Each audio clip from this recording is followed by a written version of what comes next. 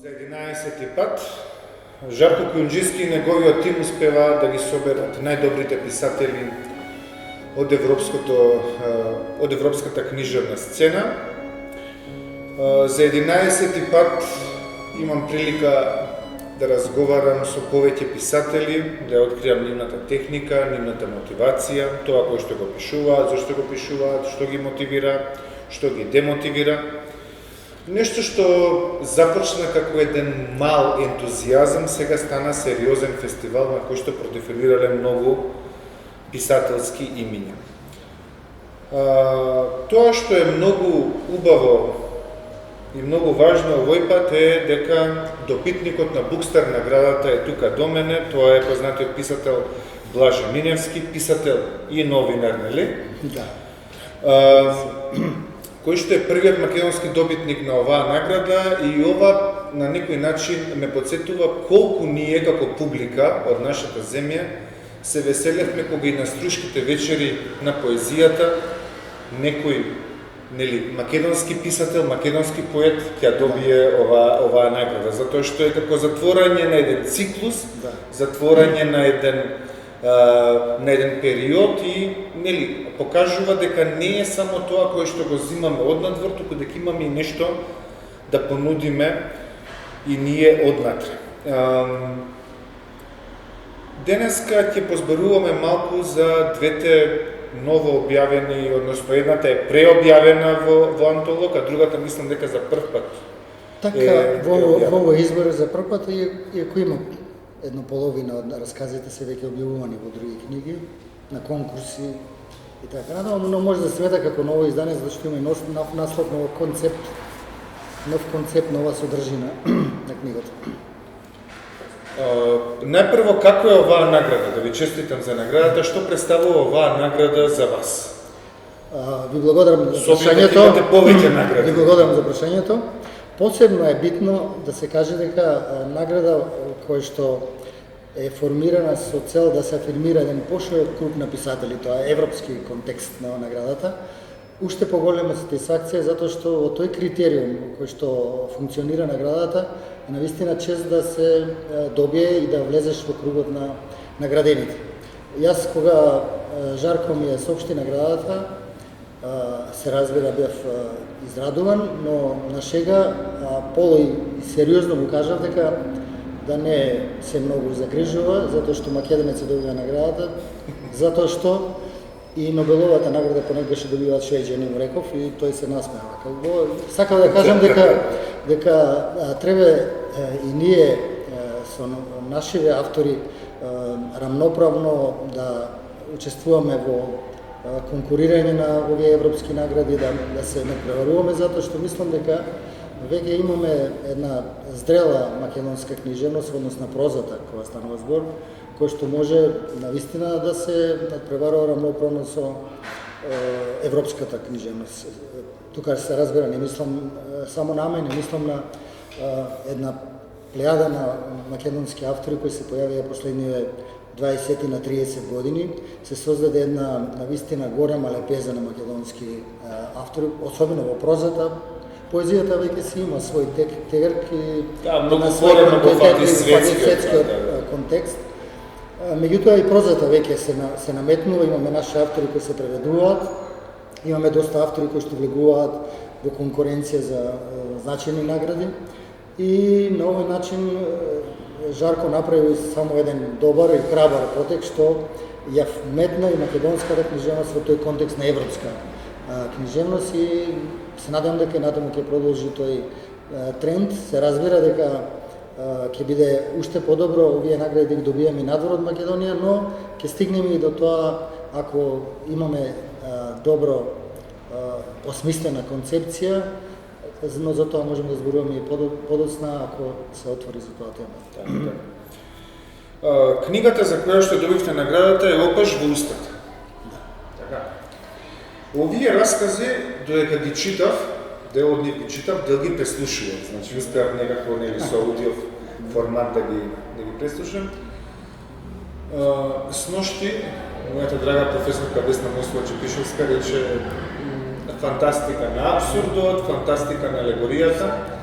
Ама тука најдов и многу примери за нова историска метафикција. Најдов примери за нова поетска фантастика, фолклорна фантастика. Така што оваа книга, значи, без некое мавање четки и давање на епитети е буквално буквар за постмодерната литература. Затоа што толку навлегување во историјата и во фолклорот, а сепак на свој начин преработувано, иронизирано, десакрализирано, некаде задржана е сакрализацијата, беше неверојатно, значи, некако вау, затоа што голем дел од нашите современи писатели некако историјата ја сваќаат како врел костен и не сакаат воопшто да се занимаваат со тоа. Кај вас е тоа низ некоја јазичка играрија, низ некоја литературна играрија, а сепак се учи многу добро. Овие раскази се, значи, низ годините собирани, затоа што на некои места ми делуваат тематски. Цар Самуил се појавува неколку пати. Во неколку како книги. лик, да. Ви благодарам за забелешката. Јас тоа го забележав, дури и јас кога ја разгледав книгата, затоа што ги нема видено на едно место сите тие раскази, некои од нив се објавувани во некои разни книги и така расцепкани не делуваат така конзистентно и кохерентно. Вака кога ќе се видат во една книга, навистина делуваат како еден концепт кој што подсвесно самиот себе си се испишувал. И јас само во последните 2 години што ги додадов новите раскази, само ја заокружија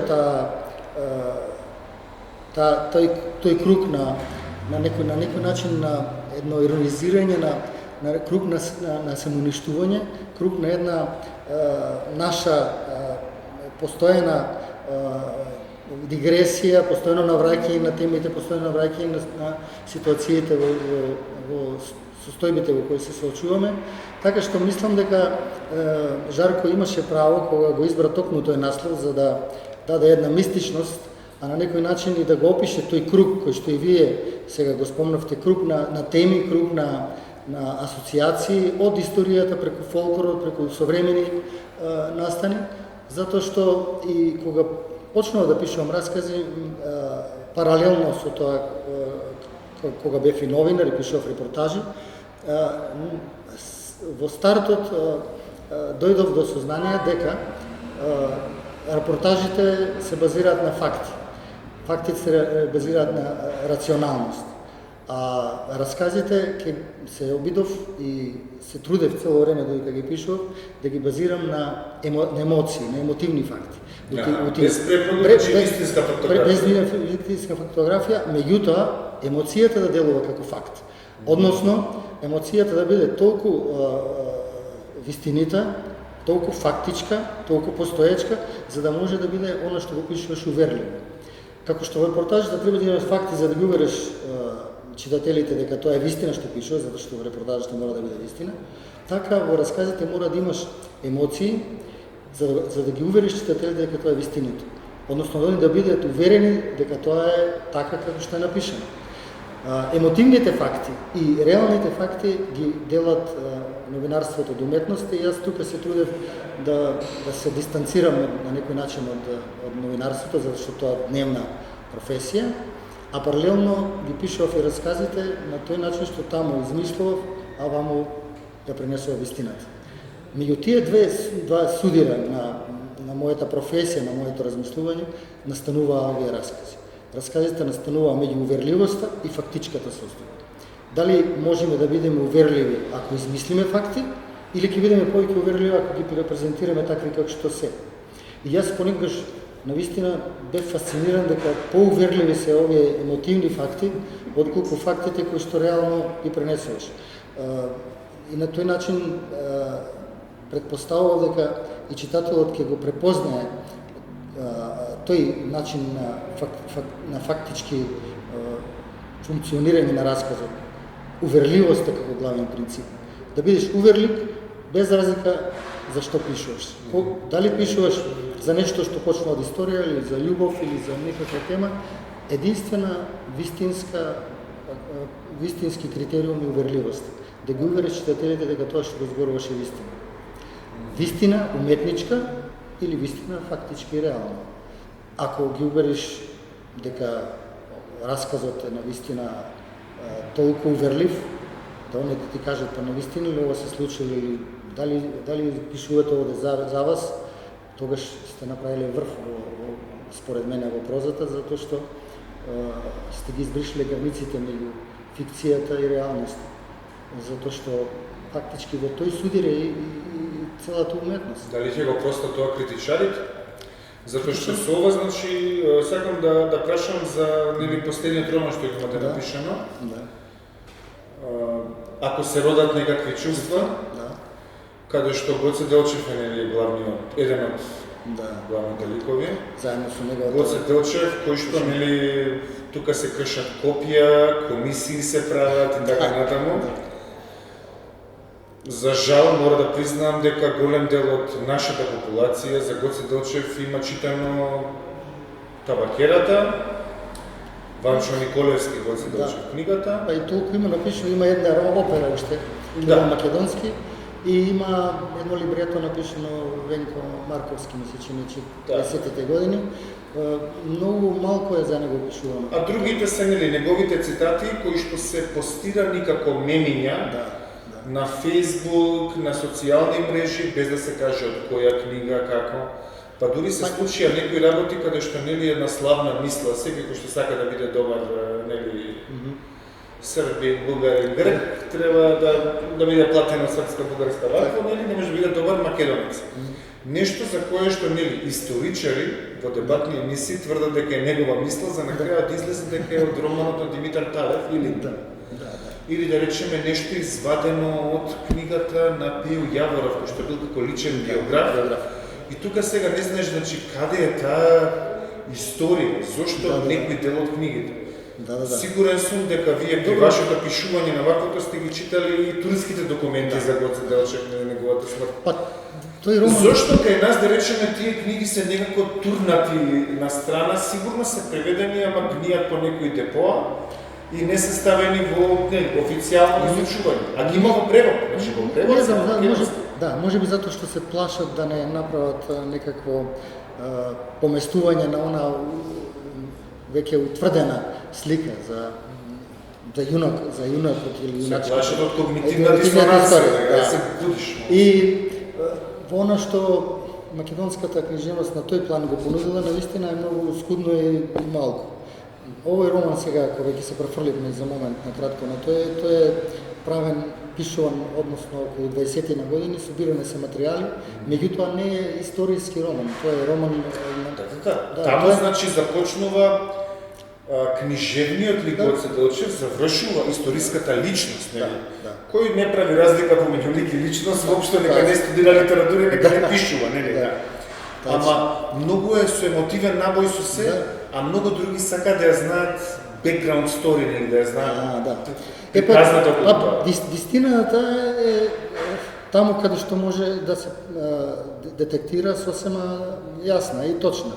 Тоа е дека постоела таква негова емотивна врска со Јанка Каневче, дека постоела негов напишан документ, сведоштво дека на својот најблизок пријател Герџиков му остава аманет ако се случи нешто со него да се погрижи за. Кој што не е територија на Македонија и не е македонец, да, баш бугарска страна. И кој што низ неговите спомени го објаснува тоа и он навистина ја презема таа обврска и подоцна се жени за Јанка Каневче. Романот фактички се базира на таа негова реченица на Гоце во пораката на Герџикова, која вика да те молам да се погрижи за Јанка ако се родат некакви чувства, ако се родат некакви чувства. Мисли на некакви чувства меѓу нив. И јас тргнав под чувствата и тоа прегаска се обеда да го објаснам. Ако успеев и ако се успее во една книга, чувствата да се прикажат уверливо, тогаш никој нема да праша дали тоа било вистина или не. Ќе ги уверите со тоа што приказната ќе те пати како емоција, како на емотивен план, не на фактографски. Фактографскиот момент може да се исчитува на неколку места тука, познати се многу некои работи, неговото загинување, доаѓањето на Герџиков првпат во Скопје во Охрид со Јанка Каневче после војната и така, за време на војната. и некои други фактографски работи кои што се фактички стожери на приказната, меѓутоа јас целата приказна ја градев токму на оној принцип на кој што е истакнати во насловот. Како да се изградат чувството? Дали се родиле тие чувства? Прашањето е дали Гарџиков тоа го прави затоа што се родиле чувствата или затоа што чувствува врска го прави, некој јаманет може би да. За среќа тоа Јанка никогаш не го дознала. Таа негова, како се вика, она завештание, затоа што мислам дека ако го дознала, не знам дали би се чувствувала пријатно да стапи во брак со Гарџиков. Тој сакал и од другиот свет да ја заштити на некој начин. Најдобриот човек после него. Најдобриот човек, да, и најдобриот другар на кој имал најмногу доверба. И ми беше интересно точно да ги истражувам тие чувства, како се раѓаат чувствата, како се раѓа чувството на омраза, чувството на љубов, чувството на завист, на предавство. Низ романот фактички се обработуваат чувствата, а приказната на Гоце Јанка е само илустрација на тоа дали се родиле некакви чувства. И насловот, мислам дека благодарејќи на Гоце е изворедно погоден, затоа што јас самиот не би се сетил на таков наслов. Тоа е точно извадена дел од неговата реченица, ако се родат некакви чувства, и самото тоа кажува за романот. Тоа што покажува дека ако сепак има, а јас не сум тука, значи не кажува те молам земја, поближи се. Ако се родат. Ако се родат. Не викате молам поближи се. Сигурносна мрежа, ако мене ме нема, не би тој што е под мене да не битни се чувствата, значи. Да. А не неговата обврска да заврши така како што завршило, и за среќа се раѓа од нивниот брак и керка. После таа керка има уште една керка, се мажи, таа добива уште една керка, и јас се забавам правнуката на Јанка, кој што ми даде голем број на материјали, преписки, нејзини дневници, и врз основа на тие живеат тука во Софија. Во Софија се. Софија живеат. И Герџикови се проживеат, нормално да носат тоа презиме. И има голема среќа. Затоа што Каневчи па има фамилија во Охрид кои што се помножиле паралелно. Да, таа е друга фамилија, ама ова е од керките. Фактички се раѓале керки после 3 генерации, и јас се запознав Марија, последната фактички правнука ќе дојде на Јанка, која што ми ги даде голем број на материјали, дневник, таен дневник на Јанка што го водила отпосле, ми даде фотографии, некои кои на крајот на романот ги објавивме фотографиите како доказ дека романот е базиран и на факти, и дека емотивните работи во приказната треба да ги врзиме со нешто што било вистина нешто. Значи, нив имаш амен горе-доле за тоа што јас и во романот се заблагодарувам на помошта на Марија, која што ни помогна многу да ги составиме тие некои коцки кои што недостасуваат во Македонија и во македонската литература, не само литература, мислам во историјата, многу ретко или никаде воопшто не се спомнуваше таа негова вереница. Да, јас дознав пред неполни 10 години. Случајно, може да било од некоја ваша статија? Да, јас напишав во теа модерни. Јанка Каначи, мислам дека целото име е првиот пат кога дознав јас за тоа, напишав една репортажа со тоа што ми зачува овие моменти. И тогаш почна фактички да се пише роман, пред 20 години почнав да ги собирам тие материјали. Затоа што никој претходно не спомнал ништо, нели? Од секогаш како и со Васил Левски да земе пандан во българска литература, не ги спомнува, че спомнува само нивниот. Ма мисля дека се нарушува херојството. Така, Исус лука-лайк модел, нели? Млато мира, се жртвува за слободата, за се. Тоа е и затоа што не сака да ги звалка. Тоа е направено како фактички тоа е терк. А понекогаш кажувам нешто, сега не сакам да звучи како некое богохулие, ама да беше Гоце Делчев, да преживееше војната и прва и втора, сигурно ќе завршише на Голиотот. Јас со сигурност мислам дека како што завршија многу луѓе. Со сигурност некаква дамка ќе му се најдеше, поради која што ќе... Да, веројатно, затоа што... Само што колку си постар, толку си не толку славен маченик. Да.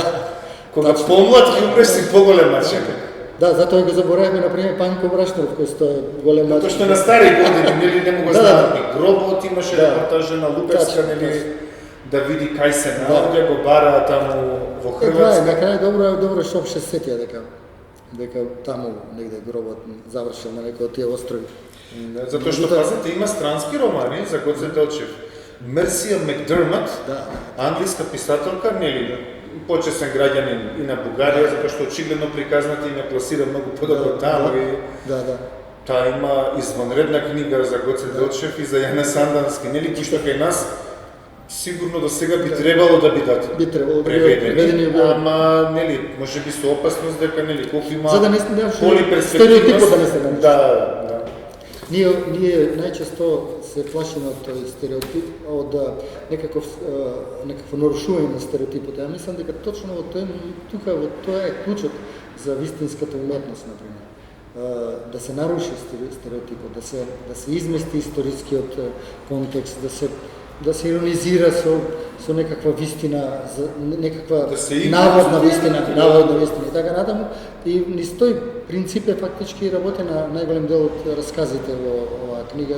Точно на некои моменти кај што може да се игра со тој начин на демистификација, на нарушување на некакви бариери, на некакви стереотипи, настанува една убава ситуација да можеш да ги пуштиш вака фантазијата и мислите, да сконструираш една приказна која што ќе биде твоја верзија, твоја видување, твоја вистина. Не звучи како богохулија, ама слово горко, слово жалосно, многу подобро и пубаво смислено како самата песна за која што е напишана. Нели која што е химна.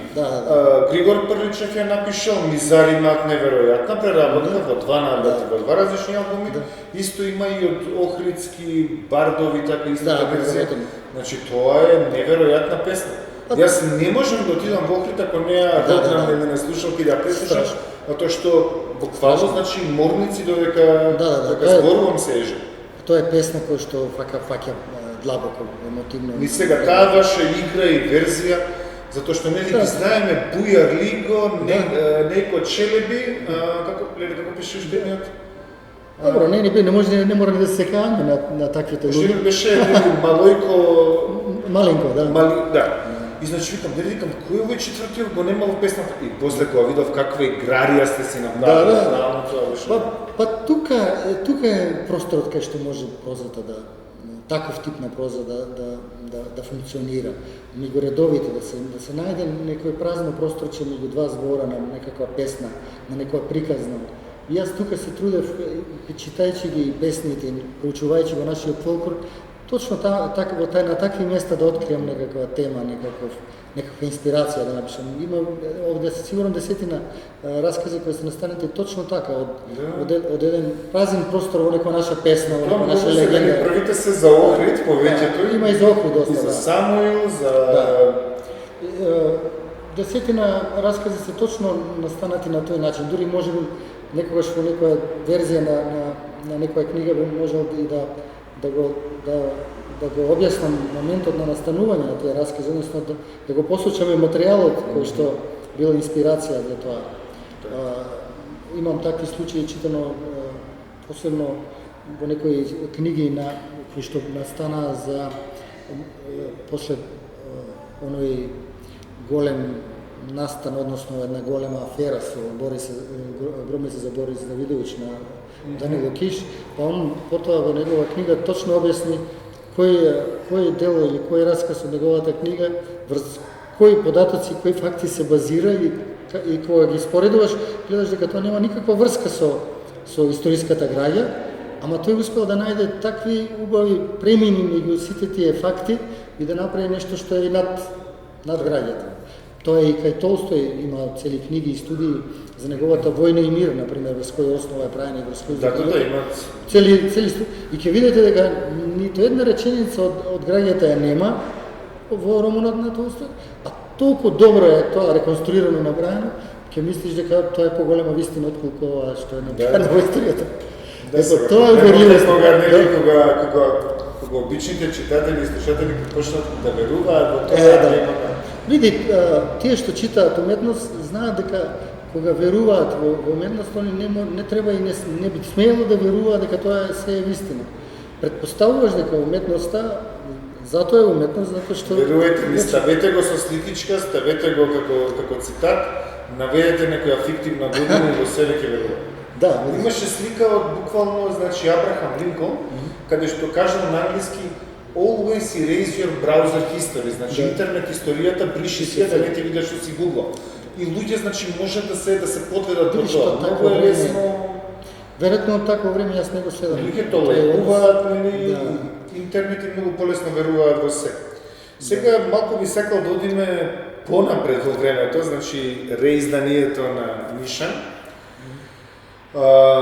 Книга која што ме остави фасциниран и првиот пат кога ја читав и сега кога ја препрочитував за нели да Не знам кога беше првото издание. Првото издание 2007 година, мислам дека на Макавеј, ако не се лажам. Макавеј, тачно, тоа значи уште малку ќе биде 20 години.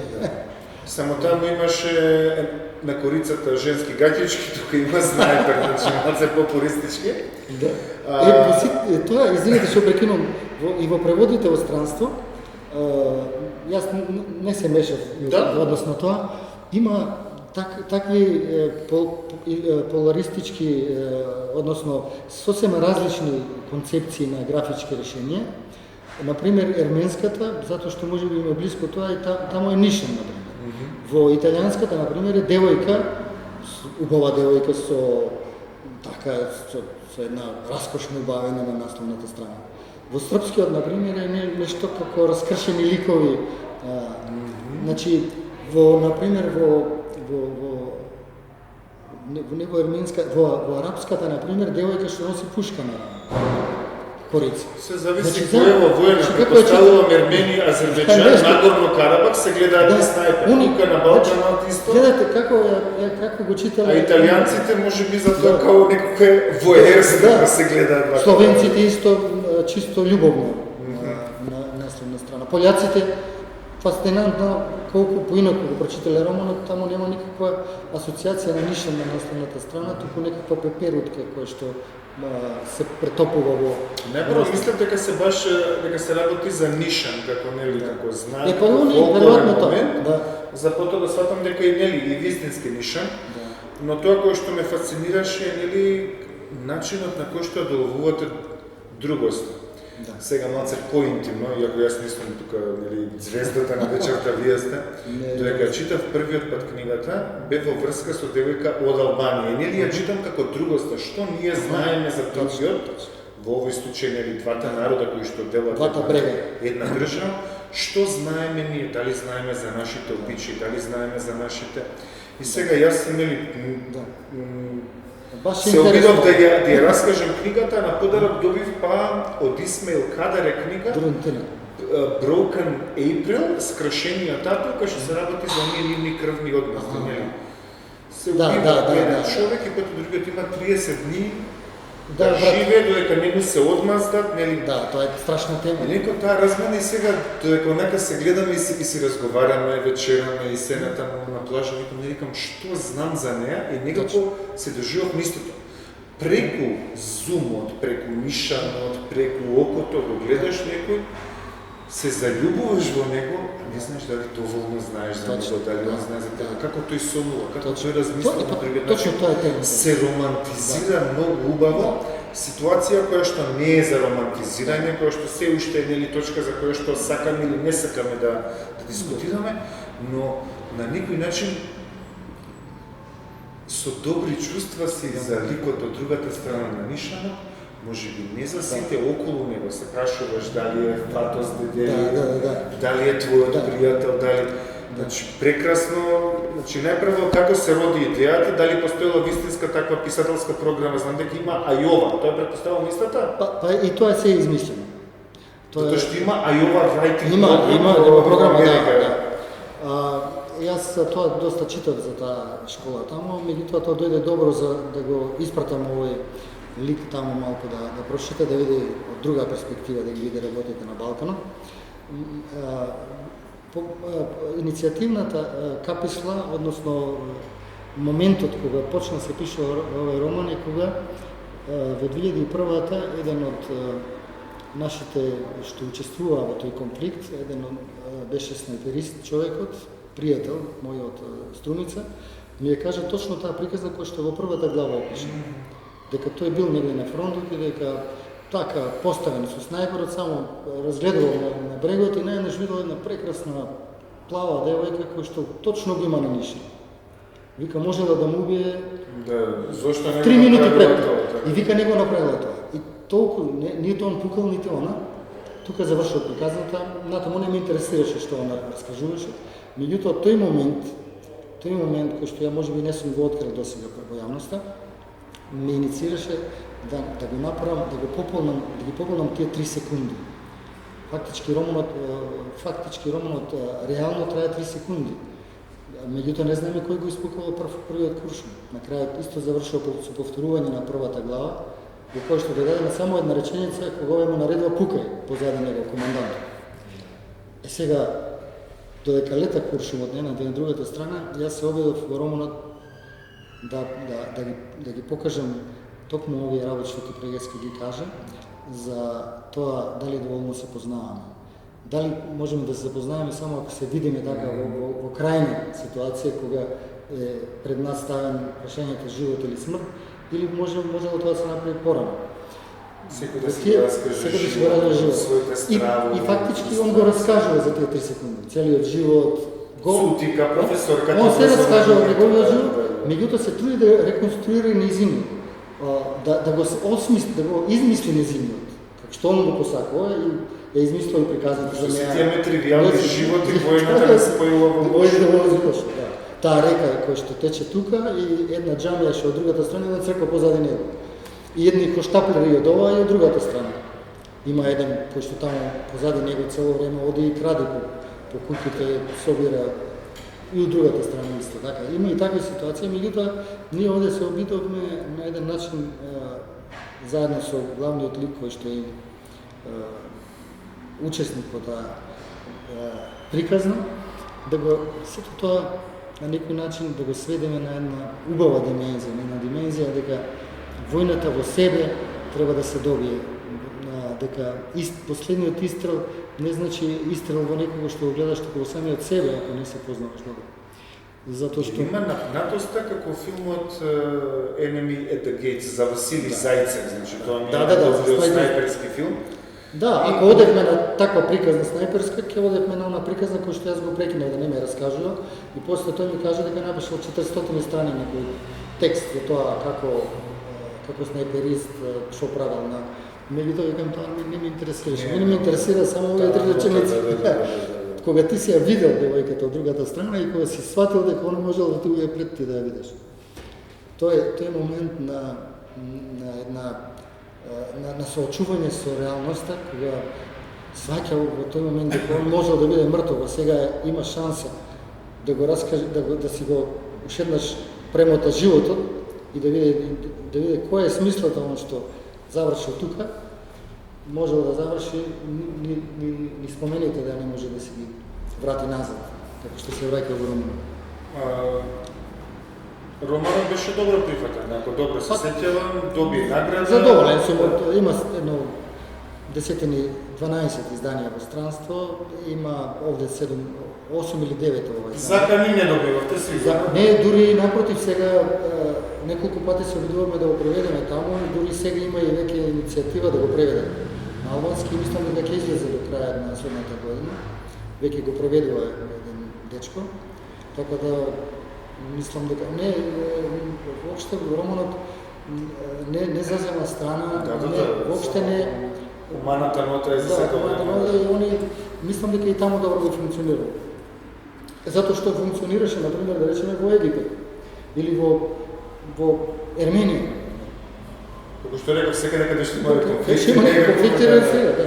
Затоа што луѓето ја сакаат љубовта на крај, Да. сепак кај еден дел од луѓето Они очекуваат прво дека тој е воен роман. И после ќе видат дека фактички не е воен роман. Да. Ќе извадат дека не е воен роман. Тоа што ми беше исто фасцинантно, знам дека сте добитник 3 пати мислам на наградата Живко Чинго. Да, мислам за краток расказ. Ако е, да. Првиот пат и после 2 години поред некаде. Да, мислам дека е тоа. Година, така некако беше. Како и да е, значи, најинтересно е што, нели, ако треба некоја компарација со Живко Чинго, Во книгава, во Ниша, на многу места кажувате реков, патувам, велам. Реков, јадам, велам. Нели само се варира глаголот, а реков и велам остануваат константи.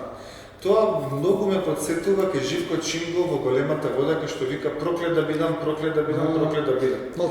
На факултет кога бевме, нели секој се викаме, ајде се обидеме по една голтка ракија за секој проклет да бидам. И сваќаш дека уште на втората страница ќе завршиш во токсикологија.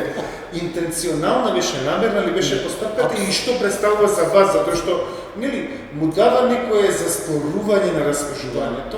Читателот станува свесен, чекај се, зашто велам, реков, каква е разликата помеѓу двата глагола кај нараторот? Затоа што тоа е фактички една од поентите во роман.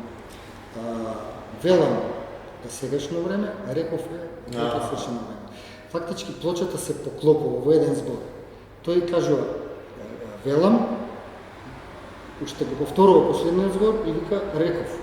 Веќе завршено. Значи, тоа поклопување на животните плочи, судирот на животните плочи сака да го покаже, например, на времињето.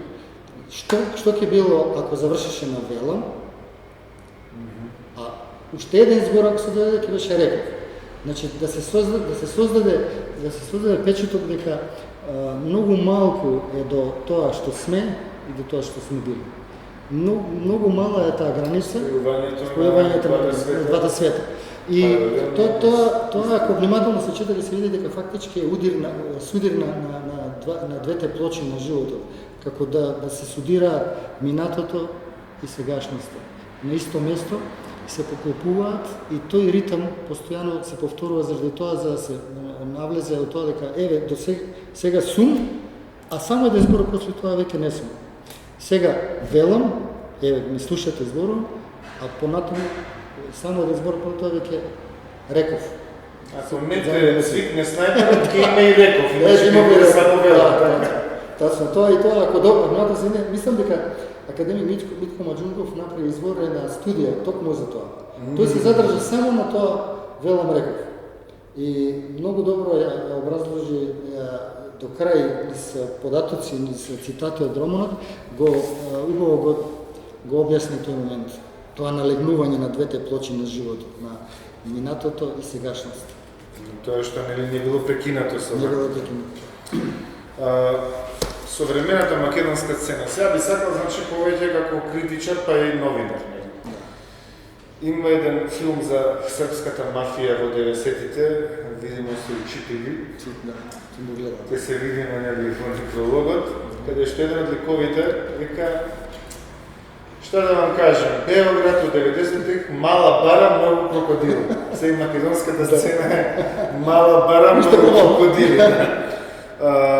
Затоа што се повеќе и повеќе, нели, мислам дека не е нов Фејсбукот па да речам тој го возможува тоа, но луѓето сега се наоѓаат нешто на кое што на времето им требало во весници дневни да се допишуваат на неделно ниво, критика, Димитар Митрев со Димитар Солев, а сега е нели со статуси цело време. Како се случи, нели, сепак нашата сцена и покрај тоа што има многу крокодили книжевни, нели, не во пежоративна, нели, во недобра смисла на зборот, како успеваат нели толку да се прават фракции, толку помеѓу себе да се зајадени, значи што е тоа, дали е нели сите оние приказни околу нели нема да одиме во детали, ама знаеме нели еден треба да објави книга, па друго друштво на писатели да скокне. Вие исто така бевте члени на друштво на независни писатели и ние бевме студенти како зошто не знам дали функционира тоа. Не знам дали функционира. Јашурирано не го проверував за потребите на подкастот и викам, значи, зошто се оформила сите се, значи, феноменални имања, тоа што би имал колектива дома, е тоа што стои на листата, од Богданот Бјузов, што го обожавам. Потаму беа и Петре, беа и Солев, беа Коле Чашуле, Игор Исаковски, не се го измислил. Многу луѓе, мислам се одвие на голема група. Да почнат. Па, мислам дека нема да го чекаме сега писатели, затоа што директорот веднаш се јави со статус. Туку сакам да кажам дека во еден период веројатно настане заситување со тоа друштво, почнаа да се повторуваат работите, една група сакаше да го направи она што го направија во Белград. Белград се издвои од друштво на писатели, голема група на врвни писатели. Во Бугарија има такво друштво. И во Бугарија исто.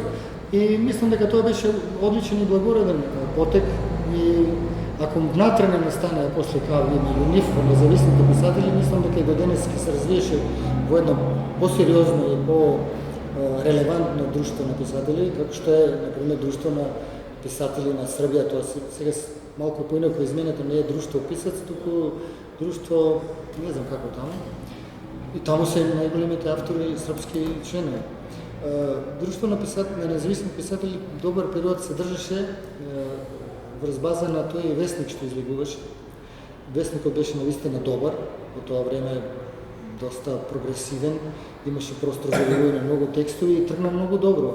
Се објавуваше, мислам, месечно, и имаше полемички текстови и така натаму, и после почна мали недоразбирање, како што се случува во Македонија, и се појавија крокодили, што кажавте вие, и таму, и во таа бара, и таа бара веројатно веќе се пресуши, исто како што се случи со некои други обиди на некакви други асоциации да се прават.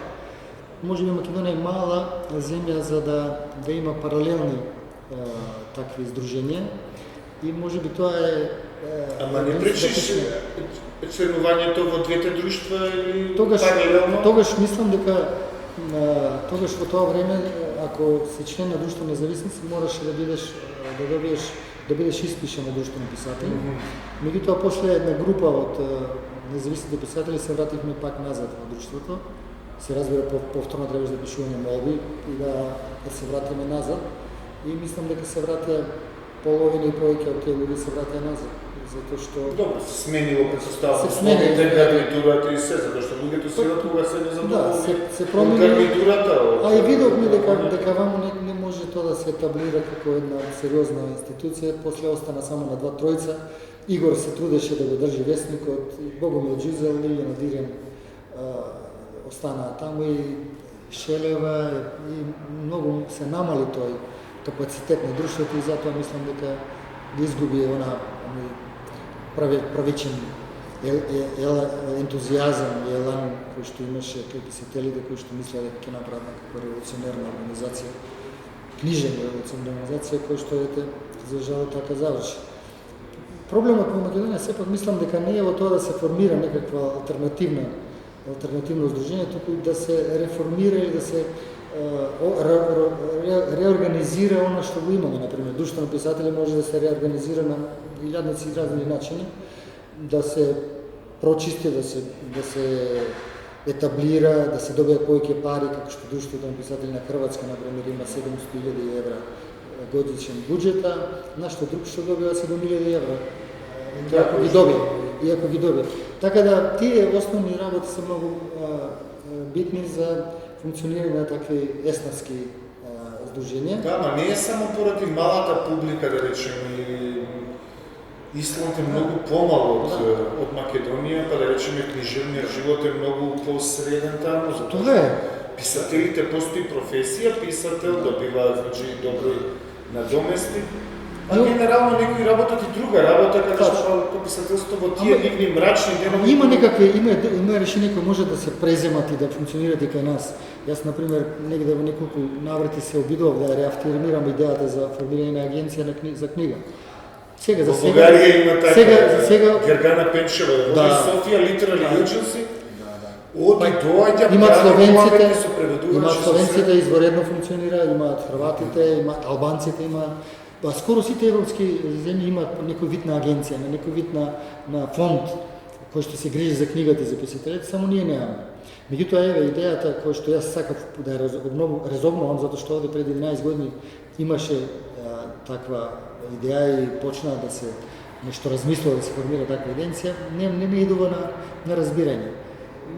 Објаснувањето е дека агенциите се места кај што може лесно да се корумпира, дека ќе настане корупција и така натаму, што однапред е вака многу симптоматично, дефетистички да не се формира агенција. Иначе словенците со таа агенција направија бум со советничката книжевност. Преку таа агенција се пласира преку 600 словенски автори се пласирани. Во Америка 20 автори, во Франција 20.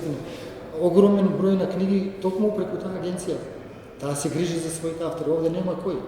Овде сите сме оставени на самоиницијативност, на некаква врска лична, некаков контакт и тоа. Немаме дури ни приватна агенција за пласување на македонските автори. Например, агенција која што ќе биде дотирана можеби од државата да оди на тие големи сајми, да нуди македонски преводи, македонски автори, да договара, да зема. Ние одиме на тие сајми, одиме онака само ради реда да се фалиме после лично сами. Има поголем штат, кој се могу се. А јас сум бил 2-3 пати во Франкфурт, таму најголемата работа се случува во халата кај се подпишуваат договори. Таму врие како во кошница, еден станува, други седнуваат на масите. Тоа е огромна сала со можеби има 500 столчиња и маси. Ама дали ги знаат, дали ги читале книги? Предходно се им е договорено и они имаат точно одредени сатници за што подпишуваат и како подпишуваат. Значи тие агенти што одат таму одат веќе да подпишуваат. Значи не е сега ние сме. Не е сега, тоа ќе нудиш под здраво, Боже, здраво, што бе слушање на два писател. Не пали случајност. Второ, не можеш да влезеш во таа сала ако немаш закажано термин. А тој термин се закажува 6 месеци однапред. Значи, они одат, например, агент од Турција, оди со подпишување на 20 нивни автори, меѓутоа со договорени агенции, со кои што имаат веќе договорени издавачи и само договорите ги подпишуваат. Тоа вика распоред саатница. Саатница. Станува. Па ние дојдовме да влеземе, сакаме, баш бевме, тогаш мислам дека Винка беше таму нивната издавачка куќа и дојдовме до салата кај што се влегува и тој на вратата ни вика кажете кој сте, која имате сатница, видео. Компјутерот не може да влезеш натрag. Сатница до минута е испланирано. Таа агенција тогаш, тоа е огромен пазар. Знаете што се случува? Кај нас, например, ќе ми рече како преведувач од бугарски на македонски, ние веќе подпишавме договор, авторот се вика вака и вака, многу е позната. Јас првпат го слушам. Не викам баба, ја не сум толку глупи и необразован. Ги прашувам моите колеги што предаваат литература во Бугарија, викат и ние првпат го слушам. И сваќаме дека тоа било направено, се направиле тие договорен е хонорарот што ќе го добијам јас, договорено е се, а јас не го знам авторот, значи како состанок на слепо, blind date. Има и тоа, да. Има агенциите си гледаат свој интерес. Ама не е лесно, затоа што ако не се сакаме, јас ме листа маса ќе заврши ова за 10 минути чаша. Кога јас ќе заглавам со книга 4-5 месеци, година, 2 години, со нешто што не ми се допаѓа, тогаш е. Ма таквите книги е штета и за земјата од која се преведува и за земјата каде што се преведува. Така, не даваат вистинска слика, ниту на книжевноста, ниту пак ова книжевност кај што таа се преведува нешто може од тоа да искористи. Меѓутоа кога ќе преведете например Господинов е друго. Веќе се адаптирано. Лека му преснели како што викаат нали Попов, Захари Карабаштиев се многу е по Веќе со тие автори кои веќе се познати и полесно да се работи, агенциите имаат потешко да се работи со автори како кај нас, например, кој првпат ќе им го понудиш таму, па мала книжевност. Тоа е ужасно страшно и тешко да убедиш некој таму. Јас имав голема среќа, случајна среќа на еден од сајмите на Франкфурт, го запознав мојот агент од Италија, од Нова Горица, Стефано Бисачи се вика човекот, кој што случајно дојде на штандот, го виде Нишан на англиски преведено, го зема, разменивме адреси и после 2 недели ми се јави, ја вика сакам овој роман да го понудам на некој издавач и може да подпишеме договор, прати договор и од тогаш почнавме да се работуваме. Тогаш тој го пласира на околу 10 јазици. Иначе, како ќе дојдеш, не можеш ни да дојдеш до никаква позиција, ти твојот роман сам да го нудиш на некој издавач. Освен како што се случува сега со Бугарија, па таму има некоја заинтересирана издавачка куќа, можеби заради тоа што овде има некаков конкурс, па наоѓаат некој интерес. Персе, наоѓаат интерес, ама не знам каква е, одлична е неговата работа и многу се грижи за тоа, ама не знам каков е пласманот на тие книги таму. Јас например моите пријатели кои ќе ги прашам што сте читале. Да. А 3 мои книги имам преведено. Значи не е тоа, не е секогаш мерило дали си преведен во странство или битно е да се најде. Таму е голем пазар, голем читачки пазар, издавачки куќи многу и иначе таму е голема пара, многу крокодил. Треба да се најде начин Македонија некако да собере сили да формира агенција за книга и таа агенција со 10 на 15 млади, добро подковани, образовани деца да се подготват добри каталози на наши изданија, да се направи добар избор на наши книги, например да се стартува со 20 на македонски романи, во кои што ќе се финансира да се преведат на англиски, како работни верзија, ако некого друго, да се направи добра презентација на секој тој автор, со добри проспекти, со добра стратегија и мислам дека на тој начин со таа агенција ние многу брзо за неколку години ќе се види дека ќе имаме одреден пробив во светот. Не може да имаш ти бум да направиш, меѓутоа ако се преведуваат по десетина книги на десетини јазици годишно, за Македонија тоа ќе биде голем успех.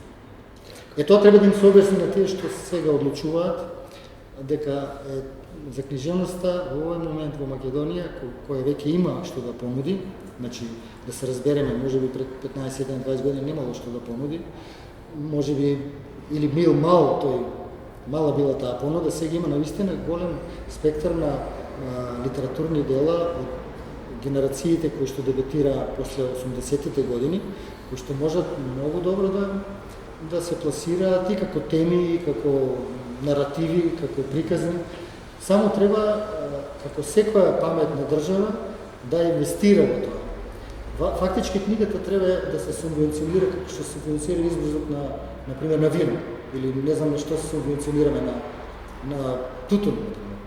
Зошто да не субвенционираме книжевноста?